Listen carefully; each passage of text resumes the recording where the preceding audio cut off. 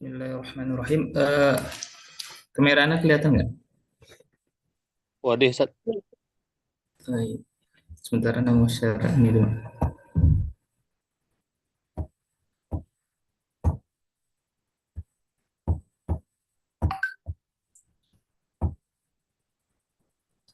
Oke, ini layar Nasir kelihatan nggak? Nama Ustaz. Mantap. Baik, kita mulai saja ya. Bismillahirrahmanirrahim. Assalamualaikum warahmatullahi wabarakatuh.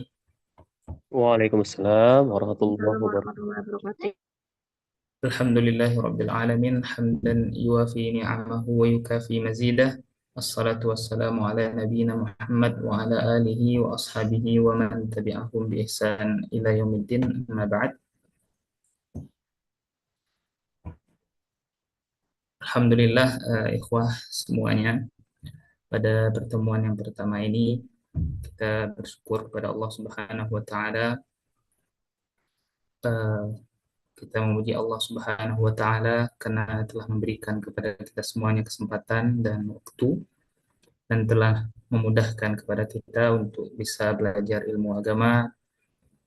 Kita tidak henti-hentinya meminta taufik dan hidayah dari Allah Subhanahu wa taala agar tetap berada di jalan yang lurus dan agar eh, apa yang akan kita pelajari ini menjadi salah satu wasilah untuk lebih mendekatkan kita kepada Allah Subhanahu wa taala. Karena satu-satunya tujuan untuk belajar ilmu agama adalah untuk dekat dengan Allah Subhanahu wa taala, untuk bisa mengerjakan perintahnya sesuai dengan apa yang Allah inginkan dan menjauhi larangan-larangan Allah Subhanahu wa taala. Jadi satu-satunya tujuan kita untuk belajar ilmu agama adalah hanya untuk dekat kepada Allah Subhanahu wa taala, bukan untuk berbangga-bangga, bukan untuk disebut orang alim atau orang yang mengerti ilmu agama, bukan untuk meraup keuntungan duniawi, tapi hanya untuk mendekatkan diri kepada Allah Subhanahu wa taala. Ini yang harus harus sekali kita ingat. Salawat dan salam kepada Nabi Muhammad sallallahu alaihi wasallam.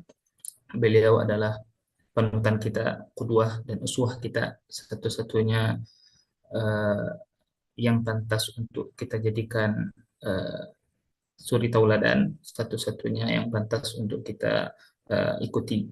Dan tidak ada orang setelah beliau yang maksum, hanya Nabi Muhammad SAW saja yang maksum jauh dari segala kesalahan. Baik, untuk mempersingkat waktu kepada semuanya, pada kesempatan kali ini mulai pertemuan pertama sampai pertemuan terakhir nanti mungkin 16 atau 15 pertemuan insyaallah kita akan mempelajari fikih yang mana sudah disepakati fikih yang kita pelajari adalah fikih mazhab, dan mazhab yang kita pelajari adalah mazhab Syafi'i, dan kita memulai dengan kitab At-Taqrib atau Ghayatul Ikhtisar atau Matan Abi Syuja'. Sebelum kita masuk ke dalam kitabnya, ada baiknya kita uh, membahas sedikit banyaknya tentang mazhab. Jadi ikhwah semuanya, mungkin ada beberapa pertanyaan, mungkin ada beberapa pembahasan-pembahasan. Apa pentingnya kita belajar madhab? Yang kedua, apakah belajar madhab itu termasuk masuk bagian dari ta'assub atau tidak? Jadi belajar madhab, itu penting sekali, terutama bagi orang yang ingin mendalami fikih. Bagi orang yang mendalami fikih itu sangat penting belajar madhab, karena madhab adalah ibarah sekolah-sekolah di dalam fikih itu sendiri. Semisal madhab Hanafi berdasarkan urutan zaman, madhab Hanafi, madhab Maliki, madhab Syafi'i, madhab Hambali misalkan, empat madhab yang terkenal, walaupun sebenarnya di dalam ilmu fikih Islam itu banyak sekali madhab, tapi empat madhab ini yang bertahan dari zaman ke zaman, dan madhab yang lainnya tidak ada penerusnya atau tidak ada yang melanjutkan mazhab tersebut. Makanya empat mazhab ini yang lebih terkenal. Jadi belajar mazhab itu bukan maksud untuk bertaassub bahwasanya saya mesti mengikuti mazhab tertentu, mazhab Maliki, mazhab Hanafi atau mazhab Syafi'i yang mungkin tersebar banyak di Indonesia sampai saat sekarang ini masih banyak dipakai oleh orang-orang Indonesia. Bukan tujuannya untuk bertaassub, tapi tujuannya adalah untuk bertafakuh. Maksudnya bertafakuh adalah untuk mempelajari setiap masalah-masalah fikih yang ada dengan pemahaman yang benar. Jadi tidak salah kira dan tidak salah bantah. Maksudnya apa? Karena kata para ulama, al-hukmu ala syai'in far'un an tasawwurihi. Pemahaman kita terhadap sesuatu atau menghukumi sesuatu itu adalah bagian dari apakah kita paham masalah-masalah dalam sesuatu yang kita bahas tersebut.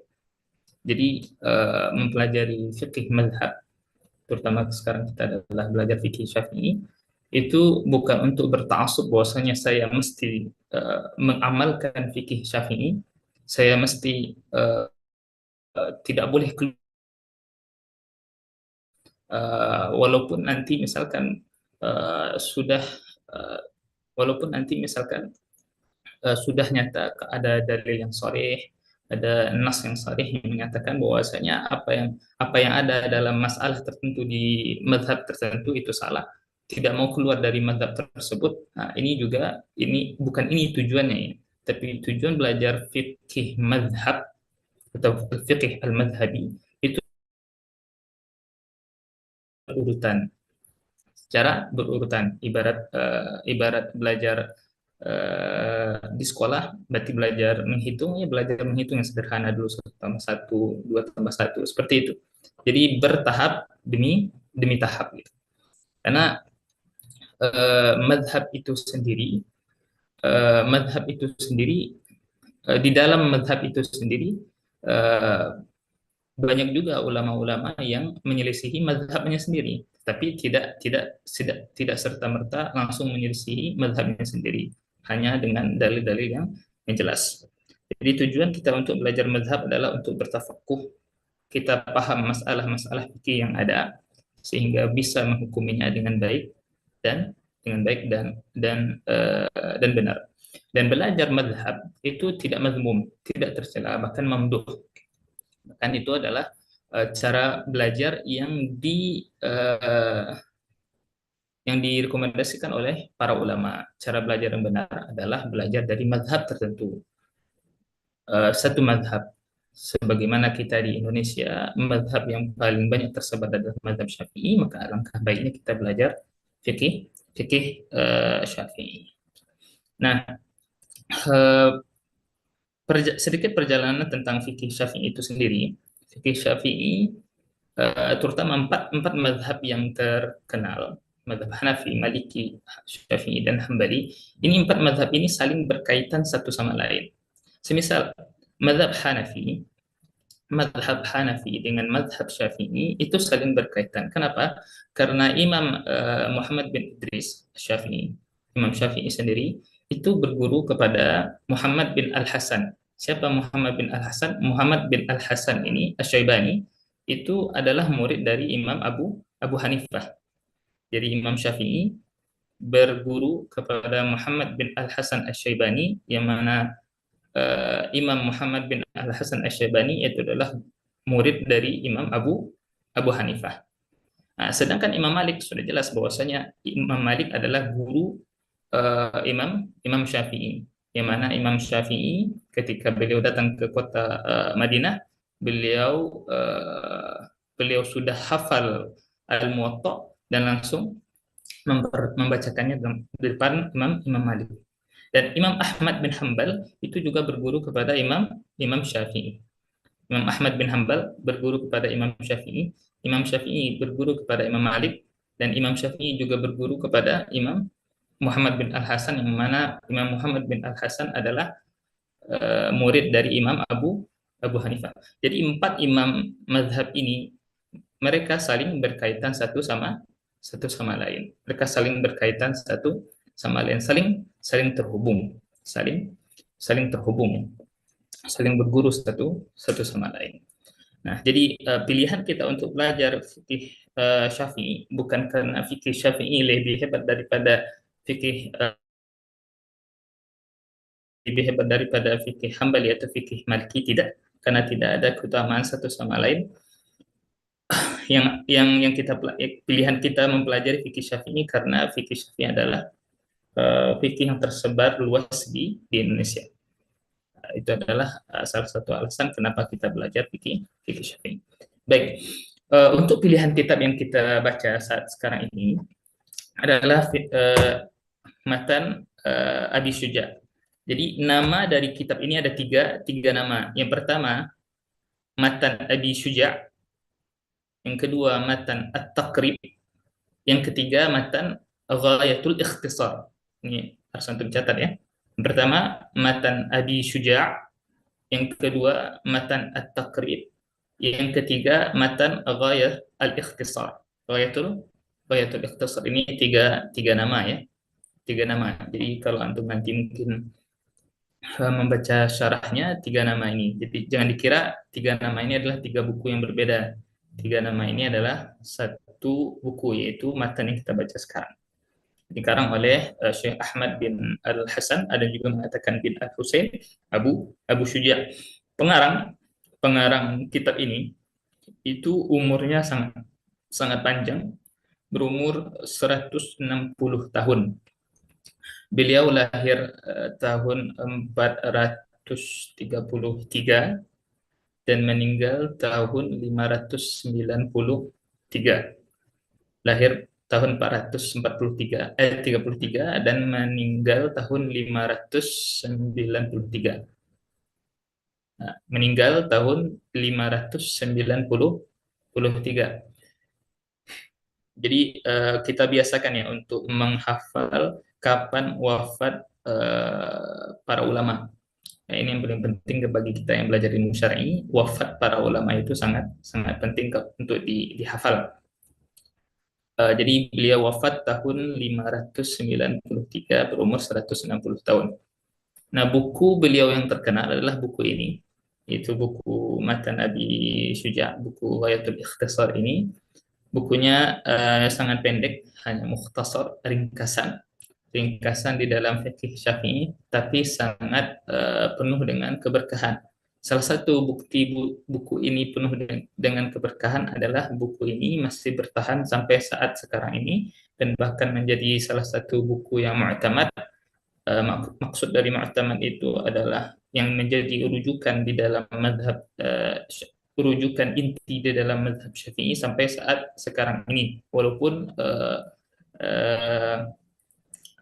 ukuran bukunya sangat kecil, sangat ringkas, tetapi sampai saat sekarang ini masih dipelajari di madrasah Syafi'iyah terutama, dan bisa menjadi rujukan di dalam madhab Syafi'i sendiri. Ini salah satu bukti bahwasanya buku ini penuh dengan keberkahan, diterima oleh umat Islam, dan salah satu bukti juga bahwasanya pengarangnya sangat ikhlas dalam menulis kitabnya, karena salah satu pernyataan Imam Malik ketika beliau menulis kitab Al-Muwatta, yaitu kitab hadis ya, kitab hadis Al-Muwatta, yang mana di dalamnya juga ada fikihnya. Beliau menulis kitab Al-Muwatta. Ketika beliau menulis di zamannya, banyak sekali Al-Muwatta, kitab Al-Muwatta yang lain banyak juga dengan nama yang sama ya.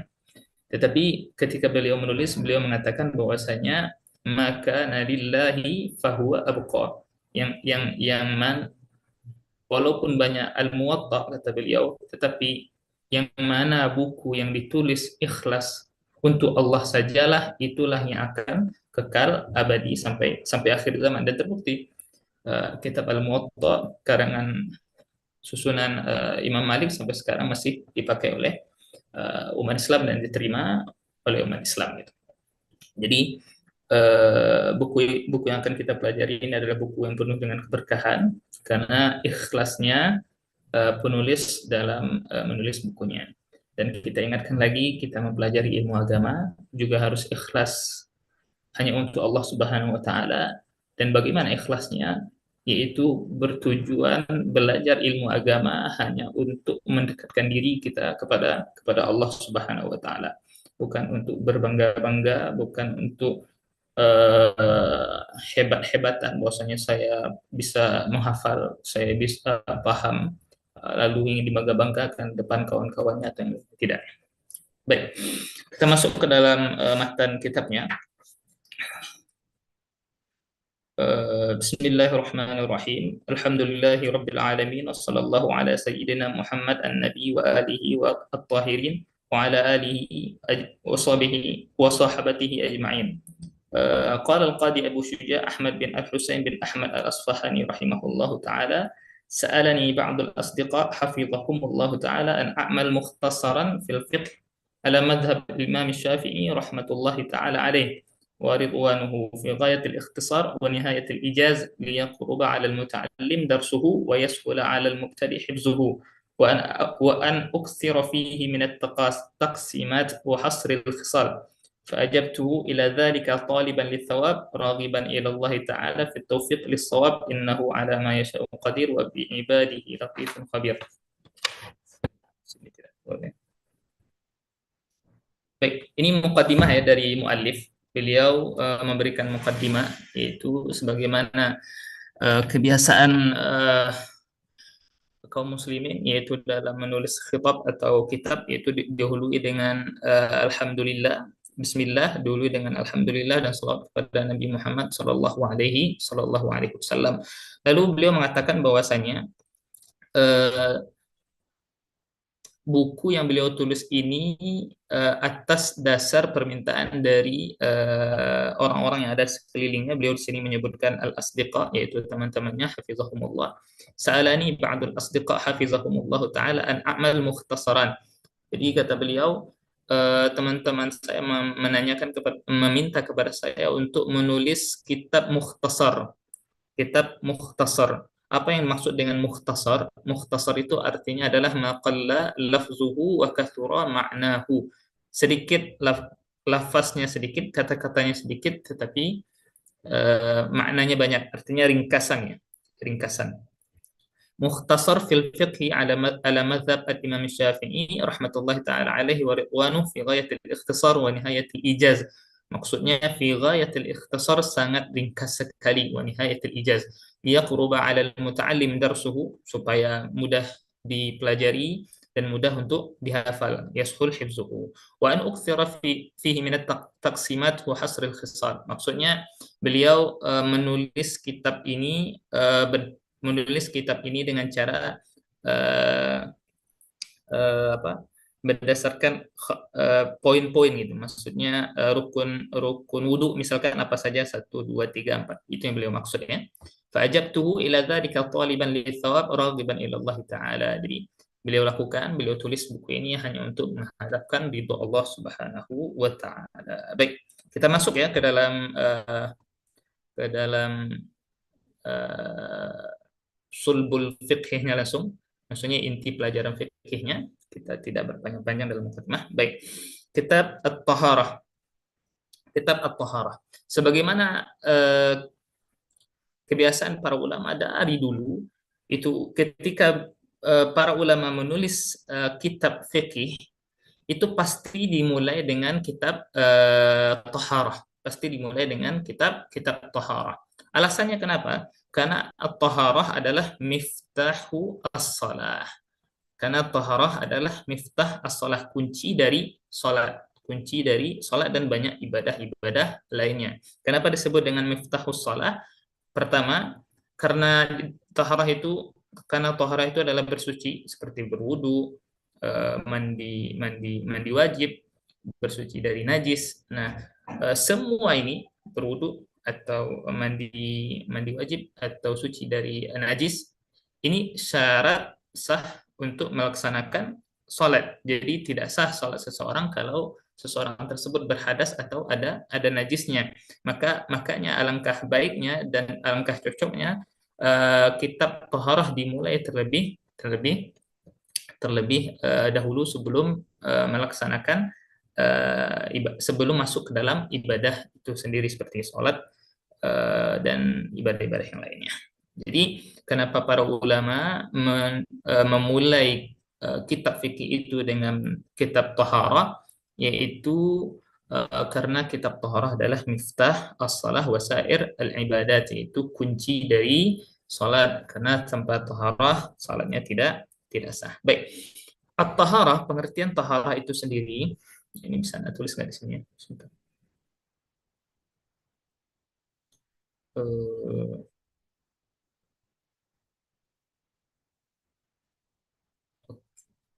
Baik. Nah, pengertian taharah itu sendiri, Anda tulis di sini ya, di chat ya, biar nanti bisa ini. Raf'ul hadath wa wa iza wa izalatun najas. Raf'ul hadath wa izalatun najas au fi ma'nahuma wa ala suratihima. Oke. Itu di chat sudah tulis pengertian taharah. Pengertian taharah itu sendiri adalah raf'ul hadath wa izalatun najas au fi ma'nahuma wa ala suratihima. Itu pengertian taharah ya. Arti taharah itu sendiri raf'ul hadath wa izalatun najas au fi ma'nahuma wa ala suratihima. Pengertian taharah, pengertian bersuci itu sendiri adalah raf'ul hadas, mengangkat hadas, wa izalatun najas, dan menghilangkan najis. Kenapa ungkapannya adalah mengangkat hadas?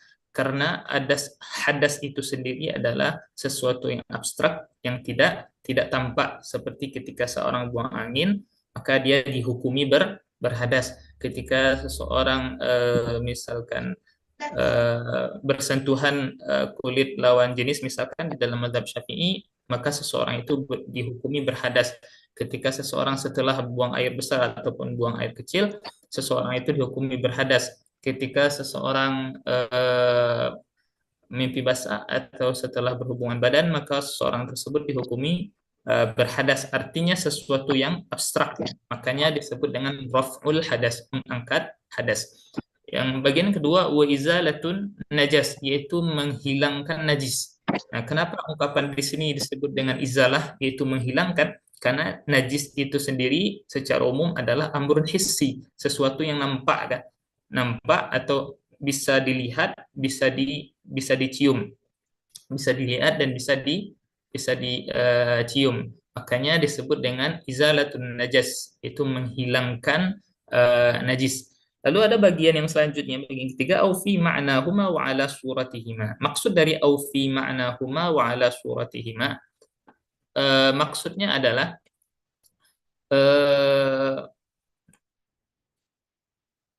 maksud dari au fi ma'nahuma wa ala suratihima ini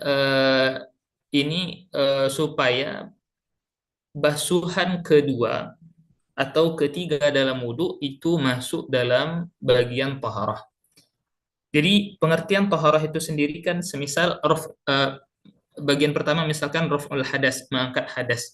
Jadi ketika kita membasuh muka di kali yang pertama, karena sunnahnya membasuh muka ketika wudhu itu kan 3 kali. Jadi kali yang pertama itu kan sudah terangkat hadasnya, karena lalu kali yang kedua dan kali yang ketiga ini kan sudah tidak mengangkat hadas lagi gunanya. Makanya disebut oleh para ulama di sini supaya kali yang kedua, yang kali yang ketiga ini bisa masuk dalam pengertian taharah, maka bisa masuk dalam taharah, maka disebutlah pengertian taharah itu au fi ma'nahuma wa ala suratihima, yaitu yang maknanya semisal dengan raf'ul hadas dan bentuk pengerjaannya semisal dengan raf'ul hadas. Jadi kan dalam berwudu itu disunahkan 3 kali membasuh muka, membasuh tangan, kaki, dan lain sebagainya. Nah, kali yang pertama Kali yang pertama itu kan kali yang pertama itu adalah hukumnya wajib, yang kedua dan ketiga hukumnya sunnah. Kali yang pertama ini sudah terangkat hadas. Berarti kali yang pertama masuk dalam pengertian taharah, yaitu raf'ul hadas. Nah, kali yang kedua dan yang ketiga ini tidak mengangkat hadas lagi. Lalu apakah yang kedua yang ketiga ini bukan bagian taharah? Tidak, tapi dia tetap masuk dalam bagian taharah. Makanya ulama di sini membuat pengertian au fi ma'nahuma, atau yang maknanya semisal dengan raf'ul hadas, yaitu basuhan yang kedua dan basuhan yang ketiga. Itu maksudnya ya. Baik, itu pengertian dari taharah. Lalu karena alat untuk bersuci, pada dasarnya adalah air, maka muallif di sini membahas tentang air. Air air yang bisa dipakai untuk bersuci. Beliau mengatakan al-miyahul lati yajuzu biha at-tathhir sab'u miyah. Ada 7 air yang bisa digunakan untuk tathhir, untuk bersuci. Ada 7 air. Yang pertama ma'us sama, yaitu air langit, maksudnya air yang datang dari langit, air hujan. Ma'ul bahri, air laut. Wa ma'un nahar, yaitu air sungai. Wa ma'ul bi'ri, air sumur. Wa ma'ul ain, mata air. Wa ma'ul thalj, air salju. Wa ma'ul barat, air embun. Air embun. Jadi ada 7 jenis air yang bisa dipakai untuk bersuci. Nah, maksudnya bukan hanya maksudnya seluruh air yang dipakai untuk bersuci adalah air dari 7 jenis air ini, dan bisa disimpulkan kullu ma nazala minas sama au ma naba'a minal ardi fahuwa tahur. Jadi seluruh yang turun dari langit, maksudnya air hujan ataupun air salju ataupun air embun, dan seluruh yang keluar dari bumi semisal air sumur, mata air, air laut, dan air sungai, maka semuanya bisa digunakan untuk bersuci. Dan dalilnya banyak. Dan dalilnya ada di setiap 7 air ini ada dalilnya dalam Al-Qur'an maupun hadis. Semisal ma'us sama, wa yunazzilu 'alaikum minas sama'i ma'an liyutahhirakum bih. Wa yunazzilu 'alaikum minas sama'i tahura, contohnya ya. Wa ma'ul bahri, hadis Nabi Muhammad SAW ketika ditanya tentang bangkai ikan, Nabi Muhammad SAW mengatakan wal hillu maitatuhu huwa tahuru ma'uhu al hillu maitatuhu, yaitu airnya suci kata Nabi Muhammad SAW, dan bangkai yang berasal dari laut itu juga boleh dimakan. Dan begitupun air-air yang lainnya, wa ma'un nahar, wa ma'ul bi'ri, wa ma'ul ain, wa ma'ul salji, wa ma'ul barat, seluruhnya ada dalilnya dalam Al-Quran dan hadis Nabi Muhammad SAW. Baik. Lalu mu'alim di sini membagi air itu menjadi 4 bagian. Nah, pembagian air menjadi 4 bagian ini itu berdasarkan hukum ya. Berdasarkan hukum apakah air ini bisa digunakan untuk bersuci atau tidak. Jadi beliau mengatakan tsummal miyahu ala arba'ati aqsam. Air itu ada 4 bagian berdasarkan hukum. Ini harus pentingnya kaidah ini. Pembagian 4 air itu berdasarkan hukum. Jadi ada ulama yang membaginya menjadi 3, ada ulama membagi menjadi 2. Ini tidak masalah ya, hanya sekedar pembagian saja. Yang penting semuanya masuk dalam pembagian tersebut. Jadi di sini mu'alif membagi air menjadi 4 berdasarkan hukum. Yang pertama tahir, mutahhir, ghairu makruh. Yaitu air tahir yaitu suci, mutahhir mensucikan, ghairu makruh, tidak makruh. Wa huwal ma'ul mutlaq. Dan air ini adalah air mutlak. Apa itu air mutlak? Air mutlak adalah, sini Anda tulis di chat. Air mutlak adalah al-baqi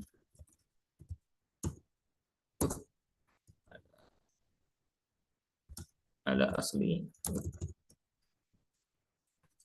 asli khilqatihi. Ini pengertian air mutlak. Air mutlak itu adalah al-baqi ala asli khilqatihi, yaitu air yang sebagaimana seperti air yang seperti itulah dia diciptakan oleh Allah Subhanahu wa taala. Maksudnya apa? Air yang mana yutlaq alaihi ismul ma, yang mana itu disebut air. Itu disebut air. Atau pengertian yang ketiga, al-ari an al-qaid al-lazim, yaitu yang tidak diikat dengan sesuatu tertentu. Maksudnya yang pertama, air yang al-baqi ala asli khilqatihi, ya air yang mana seperti itu diciptakan oleh Allah Subhanahu wa taala. Semisal air payau yang airnya berwarna air apa? Air yang warnanya merah karena akar bakau. Nah, itu seperti itulah Allah ciptakan, maka boleh digunakan untuk bersuci, dan air tersebut tetap disebut dengan air. Dan air itu juga disebut dengan air mutlak. Walaupun warnanya warna merah, tapi seperti itulah Allah ciptakan. Semisal air yang air tepi pantai yang warnanya berwarna merah karena terpengaruh akar bakau, ya, akar tanaman bakau. Maka air tersebut adalah air mutlak. Jadi seperti itu Allah ciptakan. Seperti itu Allah ciptakan. Lalu pengertian kedua yaitu al-ari an al-qaid al-lazim, yaitu air yang terlepas dari ikatan-ikatan tertentu. Misal air mawar. Air mawar kan juga air kan, cuman dia air mawar. Kalau air mawar tersebut air mawar atau air kelapa lah contohnya, sederhana ya. Air kelapa walaupun bentuknya sama dengan bentuk air biasa, tetapi dia tidak akan bisa lepas dari kata-kata kelapa. Air kelapa ketika dibelah dipindahkan ke gelas disebut juga air kelapa. Dipindahkan ke plastik juga disebut dengan air kelapa. Dipindahkan ke kotak juga disebutkan air kelapa. Diminum juga disebut dengan meminum air kelapa. Membeli juga disebut dengan membeli air kelapa. Ini yang dimaksud dengan al-qaidu al-lazim, yaitu yang tidak akan pernah lepas dari kata-kata air itu sendiri. Beda dengan al-qaid ghairul lazim. Al-qaid ghairul lazim itu maksudnya yang mana ketika dipindahkan ke wadah lain, maka namanya berubah. Semisal air sumur. Air sumur ketika diambil dari sumur lalu dipindahkan ke ember, apakah masih disebut dengan air sumur? Tidak mesti disebut dengan air sumur. Jika air sungai diambil lalu pindahkan ke ember, pindahkan ke gelas, pindahkan ke tetap disebut air sungai, tidak. Ibu, itu ada suaranya, Ibu. Ibu, itu yang dimaksud dengan al-qaid ghairul lazim, ya. Kemarin udah periksa saraf tapi lupa bawa obatnya, Pak. Udah ghairul lazim. Itu kesemutannya udah hilang, tapi masih jadi nggak pati terasa. Bapak Arif, maaf ada suaranya Bapak Arif. Mic-nya tolong dimatikan dulu ya. Baik, itu yang dimaksud dengan al-ma al-mutlaq. Jadi kita ulangi, al-ma al-mutlaq itu air yang bisa digunakan untuk bersuci. Pengertian dari al-ma al-mutlaq itu, air mutlak itu adalah air yang seperti itulah diciptakan oleh Allah Subhanahu wa taala. Baik, air yang kedua, cepat banget ya. Udah hampir setengah jam. Air yang kedua, air tahir, mutahhir, makruh, wa huwal ma'ul musyammas. Air tahir suci, mutahhir mensucikan, makruh maksudnya makruh digunakan tapi tetap sah digunakan untuk bersuci, tapi hukumnya makruh. Makruh itu pengertiannya adalah ketika ditinggalkan ketika dikerjakan tidak berdosa dan ketika ditinggalkan berpahala. Nah, air tahir mutahhir makruh ini adalah air musyammas. Air musyammas. Apa itu air musyammas? Air musyammas itu, ini harap dicatat ya. Air musyammas syarat air disebut dengan air musammas, satu, ini mohon dicatat. Syarat air disebut dengan air musammas, satu, air yang panas karena matahari. Panasnya itu karena matahari ya, bukan karena api. Maksudnya bukan karena dipanaskan dengan api. Yang kedua, berada di wadah selain emas dan perak. Jadi berada di wadah yang seperti besi, tembaga, dan logam yang lainnya selain emas dan perak. Dan yang ketiga, air tersebut berada di negeri yang memang panas, seperti Mekah, Madinah, Jeddah, negeri Hijaz, dan yang semisalnya di Mesir, dan yang semisalnya. Anda nggak tahu di Indonesia ada nggak yang panasnya itu seperti Mekah, Madinah, atau seperti di Mesir, gitu, misalkan. Jadi itu tiga syarat air tersebut disebut air musyammas. Yang pertama, panasnya itu karena matahari. Yang kedua, berada di wadah logam selain emas dan perak. Yang ketiga, di daerah yang panas seperti, ini contoh saja ya, seperti Hijaz, yaitu Mekah dan Madinah ataupun Jeddah. Jadi tiga syarat ini, maka air tersebut disebut dengan air musyammas. Tiga syarat ini, air tersebut disebut dengan musyammas. Kalau salah satu syaratnya tidak terpenuhi, maka tidak disebut dengan air musyammas. Contoh misalkan panasnya karena dimasak, karena dipanaskan dengan api, maka tidak disebut dengan air musammas.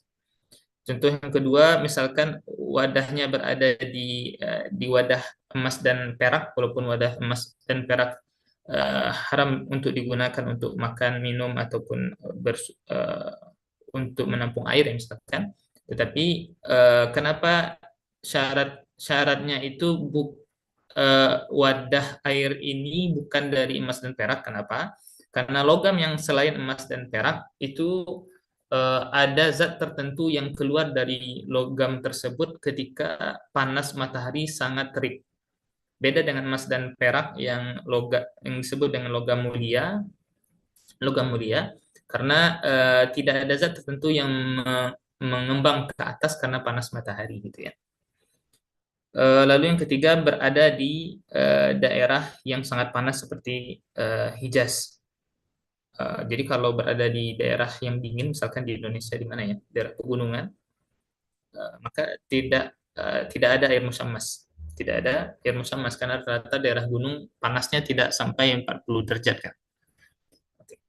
Itu air musammas ya, air yang kedua. Air musammas ini boleh digunakan, tetap sah wudhunya, tetap sah mandi wajibnya digunakan, tetapi hukumnya makruh. Lalu bagian air yang ketiga, tahir ghairu mutahhir wa huwal ma' al-musta'mal wal mutaghayyir bima khalatahu min tahirat. Yaitu tahir ghairu mutahhir. Air yang suci tapi tidak bisa digunakan untuk mensucikan badan. Tidak bisa digunakan untuk berwudu, tidak bisa digunakan untuk membersihkan najis. Nah, hukumnya tahir. Nah, bedanya apa? Bedanya ketika air tersebut dihukumi tahir tetapi tidak mutahhir, artinya bisa digunakan untuk selain ibadah dan bisa digunakan untuk makan ataupun minum. Karena syarat air mutahhir itu adalah syarat untuk ibadah, bukan untuk selain ibadah. Semisal air mutahhir seperti air mutlak itu bisa adalah syarat untuk bersuci ketika untuk berwudu, untuk membersihkan najis, untuk apa lagi? Untuk mandi wajib dan semisalnya. Nah, ketika air itu tidak mutahhir tetapi hanya tahir saja, itu tidak bisa digunakan untuk ibadah, tidak bisa untuk wudu, tidak bisa untuk mandi wajib, tidak bisa untuk menghilangkan najis. Hanya bisa digunakan untuk diminum, semisal air teh itu airnya suci tapi tidak mensucikan. Semisal air kopi atau air susu atau semisal bisa digunakan untuk mandi, tapi bukan untuk mandi wajib. Nah, bukan untuk mandi wajib. Misal ada orang yang ingin mandi, yang kolam kolam apa, dia ingin mandi dan ingin berendam air yang banyak sabunnya, misal dibanyakkan sabunnya, boleh saja, tapi tidak boleh saja mandinya, tapi tidak untuk mandi wajib. Hanya untuk mandi bersih-bersih saja, yang distilahkan oleh ulama adalah al-adat. Istilahkan ulama adalah al-adat. Oke. Itu bedanya ya, di sini disebut dengan tohir ghairu mutahhir. Artinya tohir bisa digunakan untuk adat, ghairu mutahhir tidak bisa digunakan untuk ibadah. Air ini apa saja jenisnya? Yaitu alma al-musta'mal. Yang pertama, air musta'mal. Ini sebagian besar dari kita sudah sering mendengar ya, apa itu air musta'mal. Sebenarnya air musta'mal ini istilah ya, istilah. Jadi menurut pandangan kami tidak perlu diterjemahkan. Kalau diterjemahkan secara letterlek, musta'mal itu artinya air yang sudah dipakai.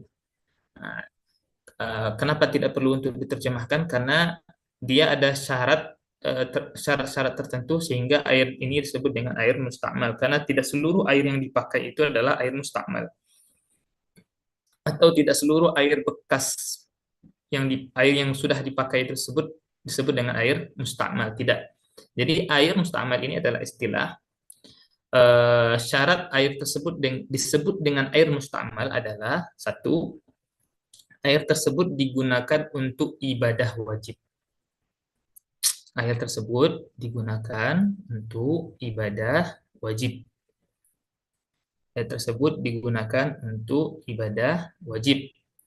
Yang kedua, syarat air musta'mal ya. Pertama, air tersebut digunakan untuk ibadah wajib. Yang kedua, air tersebut tidak bercampur dengan sesuatu yang lain. Tidak bercampur dengan sesuatu yang lain. Oke. Kita jelaskan. Syarat yang pertama, air tersebut disebut dengan air musta'mal kalau digunakan untuk hal yang wajib. Semisal wudu wajib untuk mengangkat hadas. Ketika seseorang berhadas, buang air atau buang angin, dia berwudu. Nah, dia berwudu, lalu bekas wudunya tersebut disebut dengan air musta'mal. Kenapa? Fungsinya adalah karena air yang dia gunakan tersebut berwudu untuk mengangkat hadas. Oke. Oke, beda dengan air yang digunakan untuk memperbaharui wudu. Tajdidul wudu.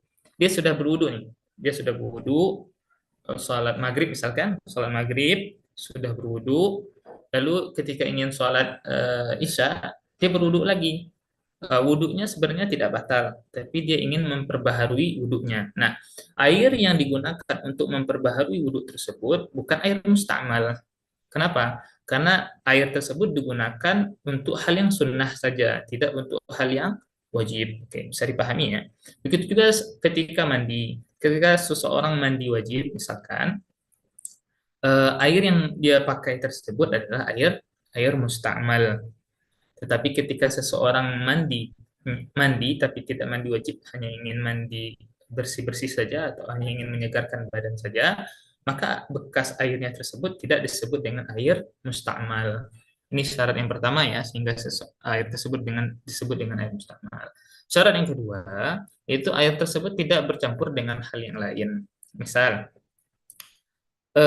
ketika seseorang wudhu sunnah, yaitu memperbaharui wudhu, ini kan syarat yang pertama sudah tidak terpenuhi, bahwasanya airnya adalah air yang dia gunakan di wudhunya tersebut adalah wudhu untuk wudhu sunnah saja, maka tidak disebut dengan air musta'mal. Lalu kita lihat apakah air tersebut bercampur dengan hal yang lain, misalkan ketika dia membasuh tangannya misalkan atau membasuh kakinya, air tersebut bercampur dengan lumpur misalkan karena di kakinya ada lumpur, atau bercampur dengan daki misalkan, daki yang ada di kakinya, daki ada di tangannya misalkan atau di wajahnya, maka air tersebut tidak bisa dipakai lagi. Air tersebut juga air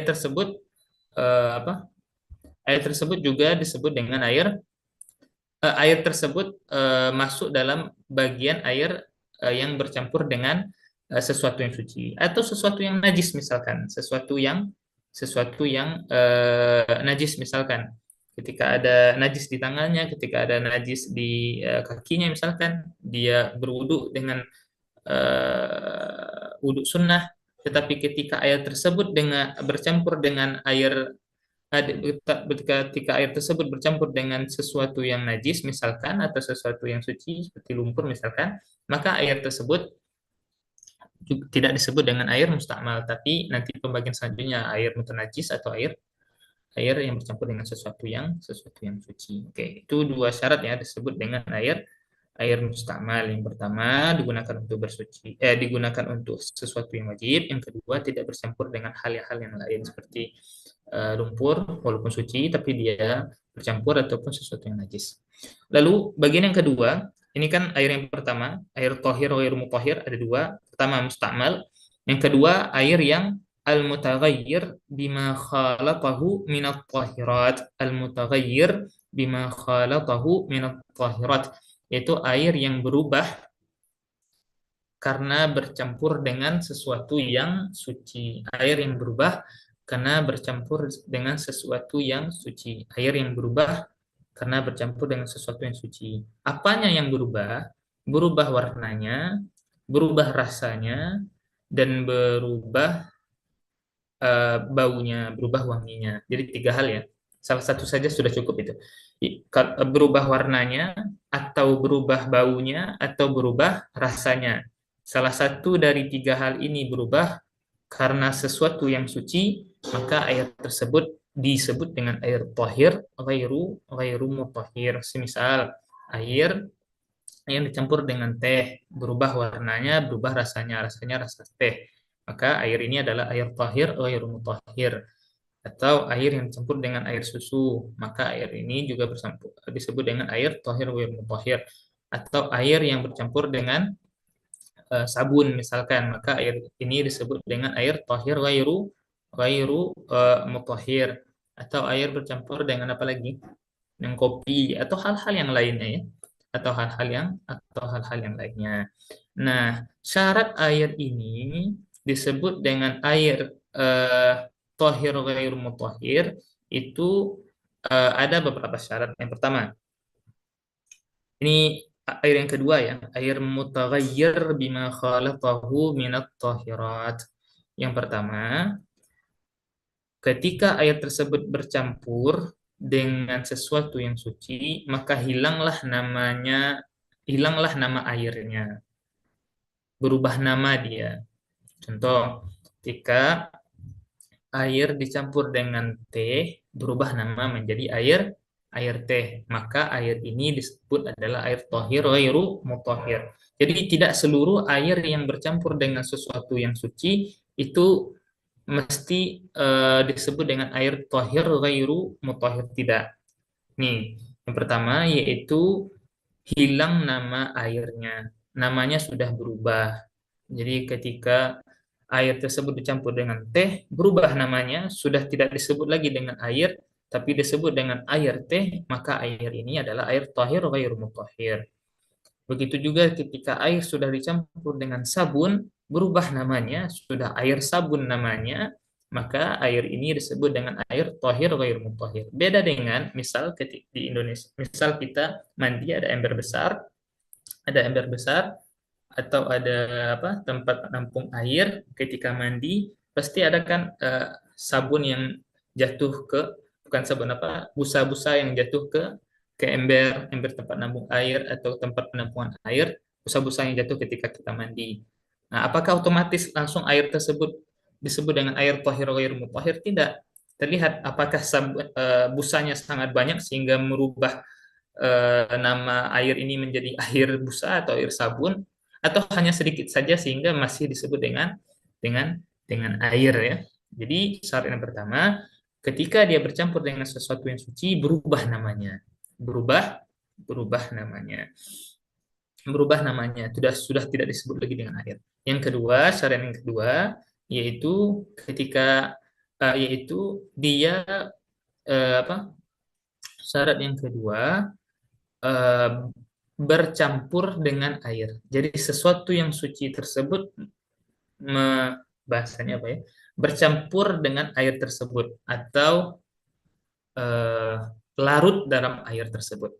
Larut dalam air tersebut sehingga merubah namanya. Larut dalam air tersebut.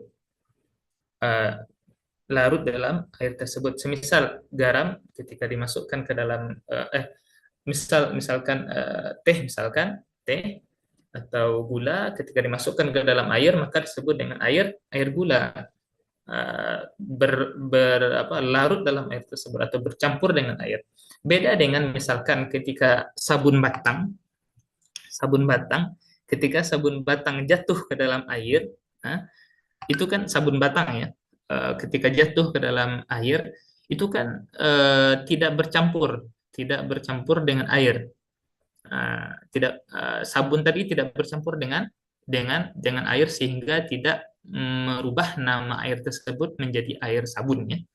Nah, itu yang dimaksud ya. Jadi benda suci tadi itu berbaur dan bercampur dengan air itu sendiri. Beda contohnya contoh sebaliknya seperti sabun batang ketika masuk ke dalam wadah atau ke dalam ember tidak bercampur. Bisa diambil lagi kan dan airnya tetap disebut dengan air. Nah, syarat yang ketiga yaitu sesuatu yang suci tersebut bisa dihindari. Sesuatu yang suci tersebut bisa dihindari.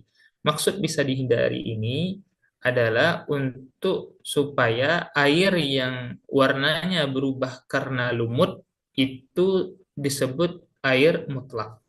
Maksudnya bagaimana? Jadi ketika misalkan air yang berada di sungai misalkan, di sungai pasti di batu-batuannya itu ada lumut ya. Dan berubah, ada mungkin warnanya berubah atau baunya berubah atau rasanya berubah misalkan. Apakah air ini disebut dengan air thahir ghair mutahhir? Tidak, air ini tetap disebut dengan air mutlak walaupun warnanya berubah. Tapi berubahnya itu karena sesuatu yang tidak bisa dihindari seperti lumut, seperti lumut yang berada di sungai. Lumut yang berada di sungai ini contohnya ya. Jadi ada 3 syarat. Air tersebut disebut dengan air mutaghayyir bima khalatahu minat tahirat. Yang pertama, merubah namanya menjadi nama yang lain. Yang kedua, larut atau bercampur dengan air tersebut. Yang ketiga, bisa dihindari. Bisa dihindari. Maksudnya sesuatu yang suci tersebut bisa dihindari. Nah, contoh yang tidak bisa dihindari adalah seperti lumut yang berada di dasar sungai atau di batu-batu. Lalu jenis air yang keempat yaitu ma'un najis. Ma'un najis. Apa itu ma'un najis? Air najis, air mutanajjis ya. Wa huwa alladhi hallat fihi najasah wa huwa dunal qullatain aw kana qullataini fataghayyar. Wal qullatani 500 ritlin Baghdadi takriban fil asah. Air najis atau air mutanajjis ini sudah jam 4. Sudah 1 jam ya, kita akhiri saja sedikit lagi. Air najis itu adalah air yang bercampur dengan najis, sesuatu yang najis seperti kotoran hewan, kotoran manusia misalkan, atau bangkai yang bercampur dengan najis, wa huwa duna qullatain, dan air tersebut banyaknya di bawah 2 kullah atau lebih dari 2 kullah, tetapi berubah sifatnya yang 3 tadi, warna, bau, dan rasanya. Wal kullatan, dan 2 kullah tersebut adalah 500 ritul Baghdadi kira-kira. Nah, jadi kesimpulannya air najis itu ada 2. Yang pertama air yang bercampur dengan najis. Yang pertama air yang bercampur dengan air najis itu adalah air yang bercampur dengan najis. Ada 2 kemungkinan. Kalau air tersebut ukurannya di bawah 2 kullah, maka air tersebut otomatis menjadi najis ketika air tersebut bercampur dengan najis, walaupun tidak merubah 3 sifat yang tadi. Sedangkan kalau air tersebut ukurannya 2 kullah atau lebih, maka dia menjadi air mutanajjis kalau berubah 3 sifat yang tadi, yaitu bau, rasa, dan warna. Lalu 2 kullah tersebut berapa ukurannya? Di sini disebutkan ukuran ukuran zaman beliau ya, yaitu 500 ritel. Kalau sekarang kurang lebih 200 206 200 sampai 206 liter ya. 200 sampai 206 liter. 200 sampai 206 liter ya, liter. Bukan ritel, tapi liter. Ukuran sekarang. 200, ada yang bilang 195, ada yang bilang 200, ada yang datang 206. Itu hanya ukuran kira-kira saja. Hanya ukuran perkiraan saja. Jadi, air menjadi najis kalau seandainya air tersebut kurang dari 2 kulah, yang mana 200 atau 206 liter, ketika ada najis yang jatuh ke dalam air yang kurang dari 2 kulah, maka air tersebut otomatis menjadi air mutanajis walaupun tidak berubah sifat yang 3 tadi.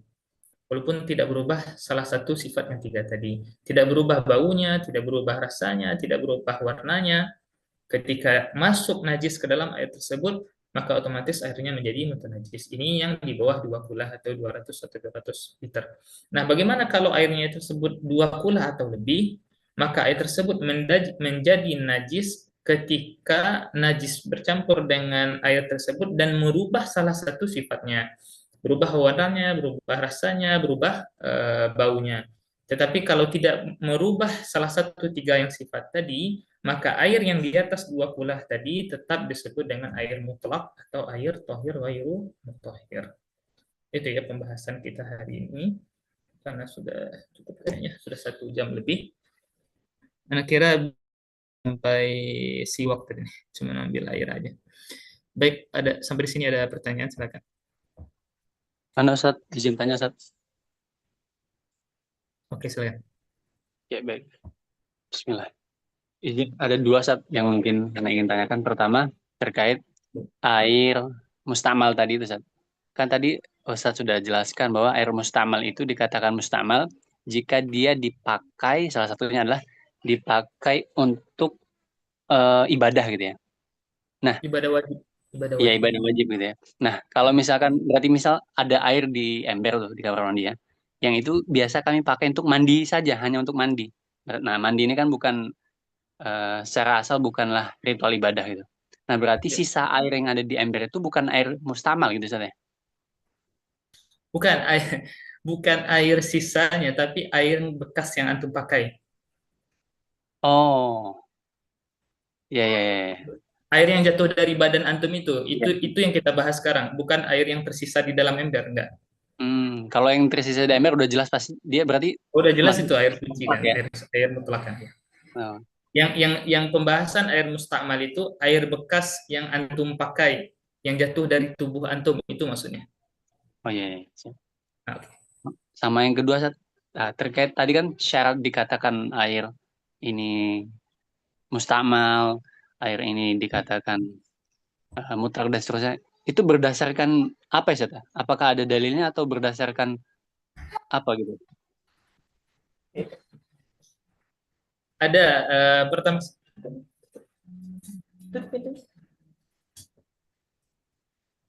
yang pertama, dasar air mustakmal itu sendiri tidak bisa digunakan untuk bersuci, itu adalah dari amal sahabat Nabi. Jadi sahabat Nabi tidak pernah mengumpulkan air bekas wudhu mereka untuk digunakan untuk berwudhu lagi. Padahal mereka lebih butuh untuk air daripada kita zaman saat sekarang ini ya. Itu dasar hukum mustakmal itu sendiri ya. Baik. Oke, sampai sini antum paham? Paham. Oke, itu dasar hukum air mustakmal ya. Jangan kira air mustakmal itu hanya dari hanya pembagian dari akal saja, tidak. Itu ada dasar hukumnya bahwasanya para sahabat ketika safar, mereka tidak mengumpulkan air bekas wudhu mereka sendiri. Air bekas wudhu mereka sendiri tidak dikumpulkan untuk digunakan untuk berwudhu lagi. Padahal mereka sebenarnya lebih butuh air kan. Ketika itu terutama di Jazirah Arab yang ketika itu air sangat sulit. Terus yang kedua itu dasar hukum air mustakmal.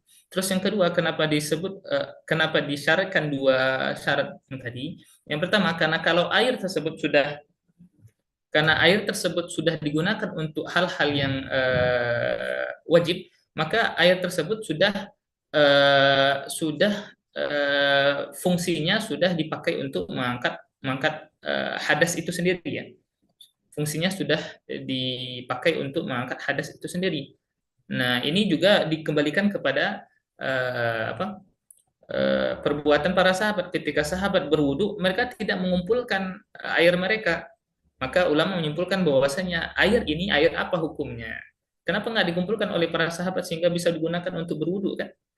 Nah, karena air ini disebut oleh ulama adalah air mustakmal. Lalu syarat yang kedua, kenapa air tersebut disebut dengan air mustakmal? Syaratnya yaitu tidak bercampur dengan hal-hal yang suci yang lainnya atau najis. Karena kalau sudah bercampur dengan hal yang suci seperti lumpur atau yang lainnya, maka dia masuk pembagian yang lain. Itu air mutaghayyir bima khalatahu minan tahirat, atau kalau bercampur dengan najis disebut dengan air mutanajjis.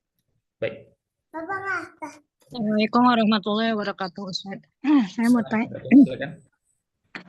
yang air yang panas kena matahari itu tadi ya, terus itu gimana? Terus gimana juga itu kalau misalnya masak air hangat ya, atau seperti kalau sekarang kayak pemanas air gitulah, yang suka dipakai mandi di jamban, itu kan bisa dipakai langsung wudhu.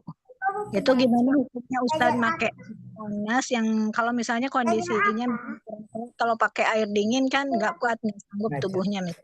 Air yang hangat yang udah dimasak seperti itu, atau misalnya penghangat air ya yang pakai listrik, atau misalnya yang di toren juga kan kena matahari itu suka panas, itu gimana ya hukumnya kalau dipakai wudhu, itu masuk air yang mana ya Ustaz? Assalamualaikum warahmatullahi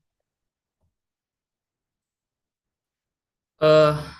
Pertama, air yang dipanaskan dengan pemanas air seperti apa ya istilahnya ya? Pemanas air yang ada di kamar mandi itu bukan air musyammas, itu hanya air yang dipanaskan biasa saja, jadi keluar dari pembahasan air musyammas. Terus lalu yang kedua, air yang panas karena ada di atas kan penampung air itu biasanya kan panas tuh kalau di Jakarta atau dan sekitarnya, itu kan biasanya panas. Itu walaupun panasnya panasnya itu karena matahari, tapi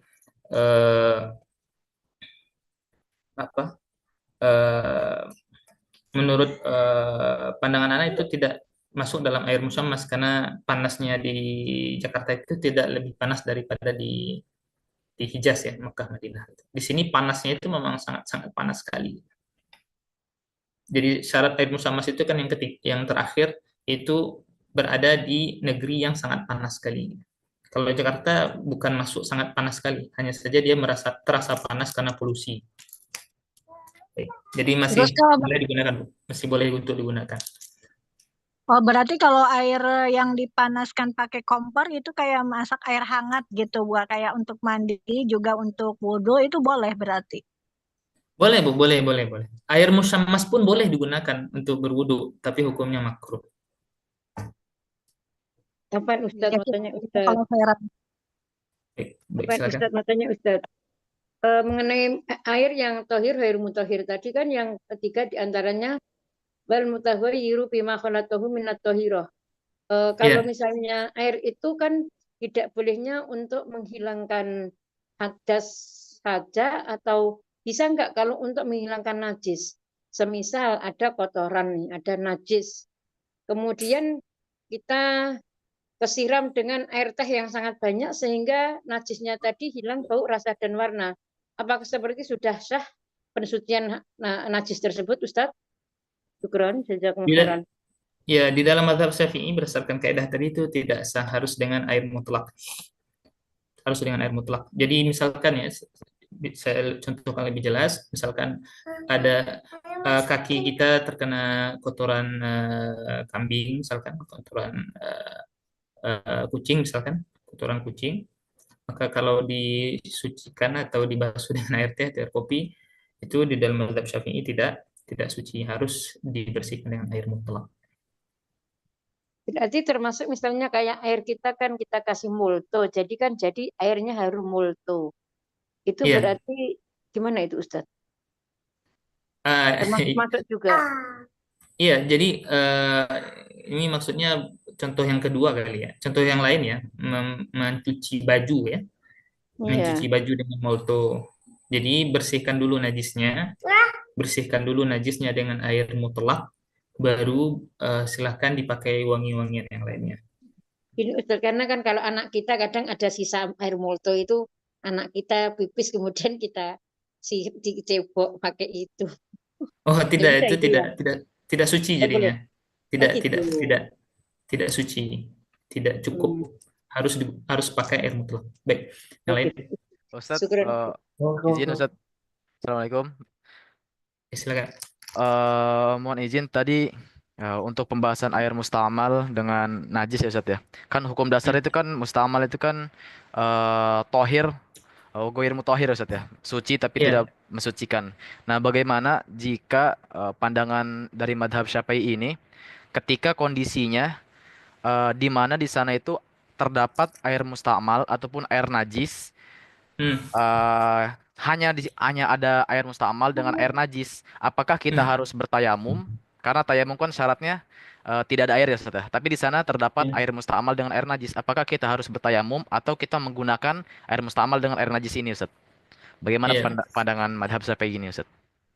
Harus tidak boleh gunakan air najis atau air mustamal. Jadi harus bertayamum. Oh, berarti harus bertayamum Ustaz ya? Ya. Hmm. Itu tadi yang Anda sampaikan di pertanyaan yang awal tadi, para sahabat ketika safar, mereka tidak mengumpulkan air bekas wudhu mereka kan. Oke. Oh, nam, syukran Ustaz. Jazakumullah khairan. Ada lagi? Nah, Ustaz. Assalamualaikum warahmatullahi wabarakatuh. Baik, silakan. Ya. Izin bertanya Ustaz, terkait Ya. air mustakmal juga Ustaz. Bagaimana hukumnya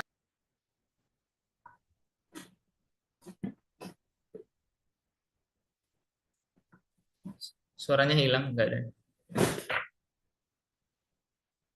Saya Ustaz. Izin tanya Ustaz. Yang bertanya tadi enggak ada dengar suaranya. ada Ustaz, Afwan Ustaz. Baik, bagaimana? Izin bertanya Ustaz, terkait air dalam bejana, ember misalkan. Kemudian terjatuhi oleh air mustakmal bekas wudhu kita. Apakah air dalam bejana itu juga termasuk air mustakmal Ustaz? Nah, itu Ustaz. Iya. Oke, baik. Itu ketika kita berwudhu dari ember langsung, itu yang jatuh ke dalam ember itu kan tetesan-tetesan air wudhu kita kan ya. Jadi jangan terlalu was-was dengan hal tersebut. Tapi di dalam mazhab Syafi'i juga disebutkan jikalau air musta'mal bercampur dengan air mutlak, bagaimana hukumnya?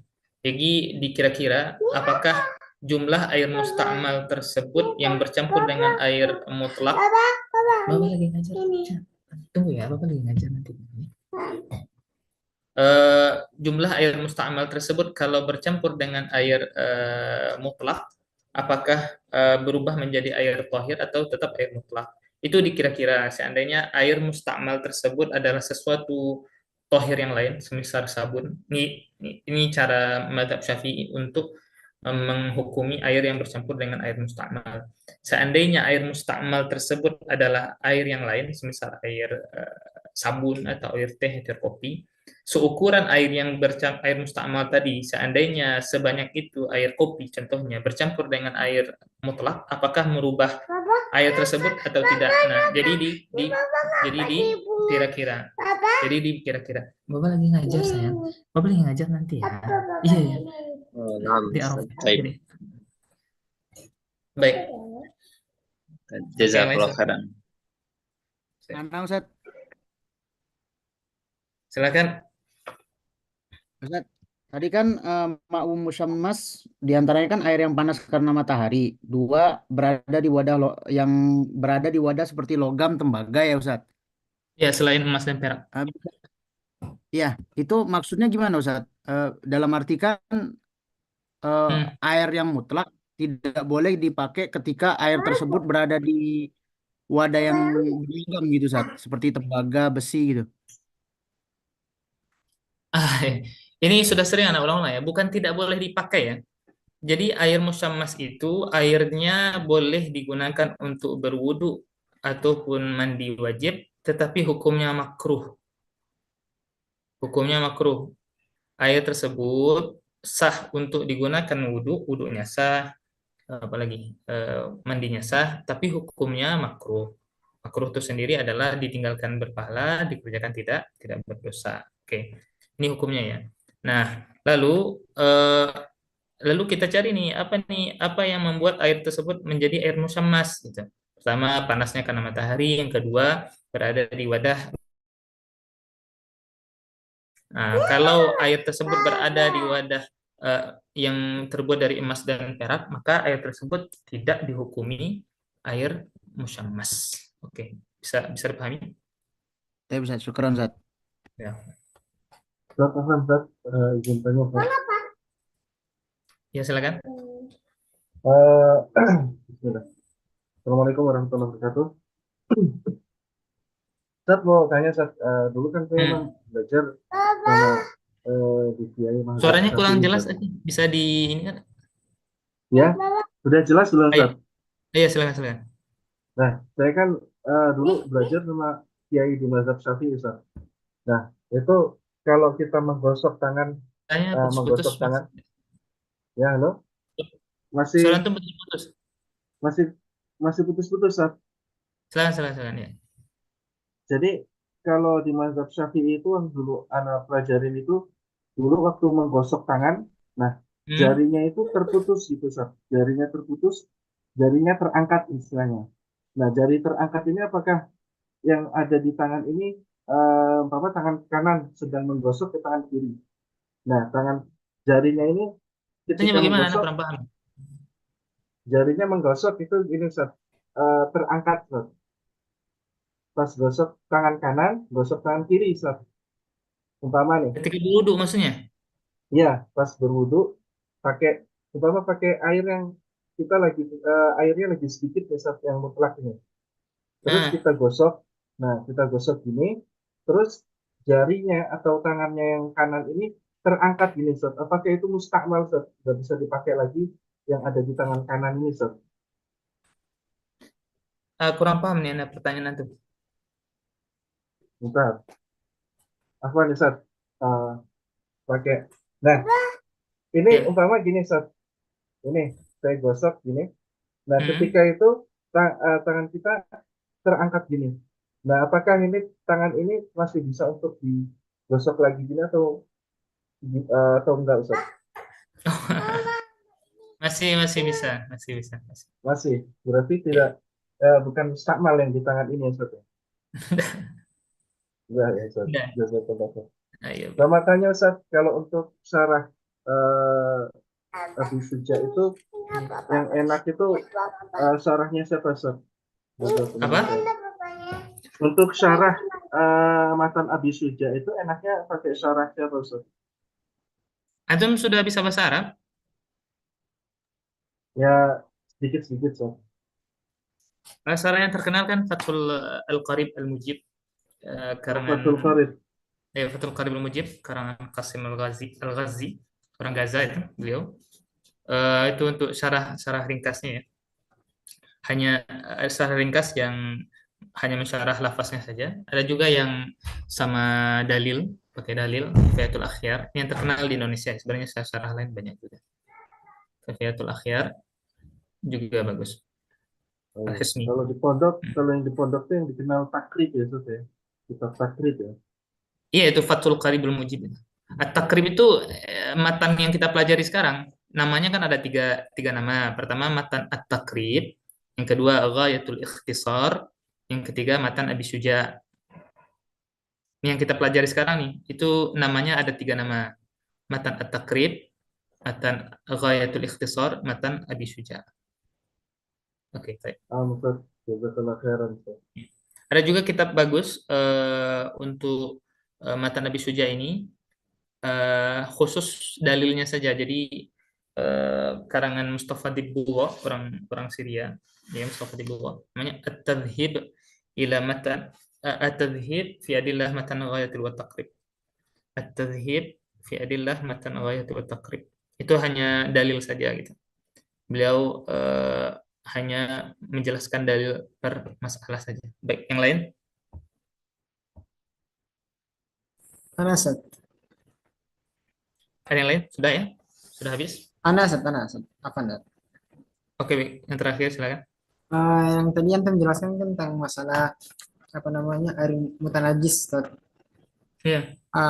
Kalau misal airnya itu diambil gitu, Ustaz, terus kejatuhan kotoran cicak misalnya, apakah itu termasuk air mutanajis, Ustaz? Kotoran cicak? Iya. Ya, kalau kurang dari 2 kulah maka kurang dari 2 kulah maka jadi air mutanajis. Kalau lebih dari 2 kulah jadi kalau lebih dari 2 kulah lihat berubah atau tidak 3 sifatnya tadi. Begitu ya, Ustaz ya? Iya, cara menghukuminya. Syukran, Ustaz. Ya.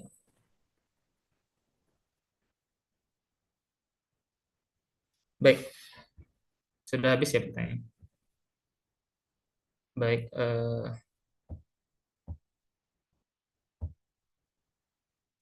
coba kita lihat chat.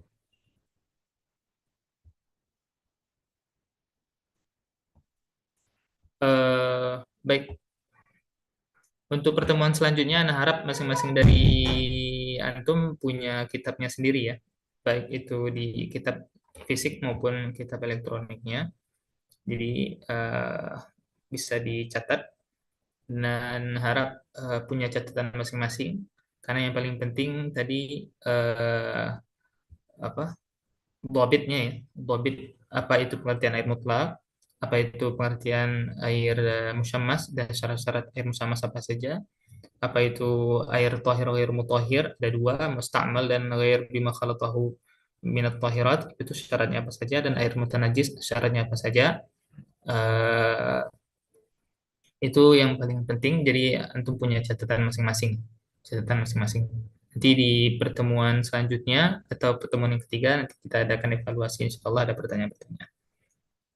Baik, kalau sudah tidak ada pertanyaan lagi, kita tutup dengan doa kafaratul majelis. Subhanakallahumma bihamdika asyhadu an la ilaha illa anta astaghfiruka wa atubu ilaik. Assalamualaikum warahmatullahi wabarakatuh. Waalaikumsalam warahmatullahi wabarakatuh.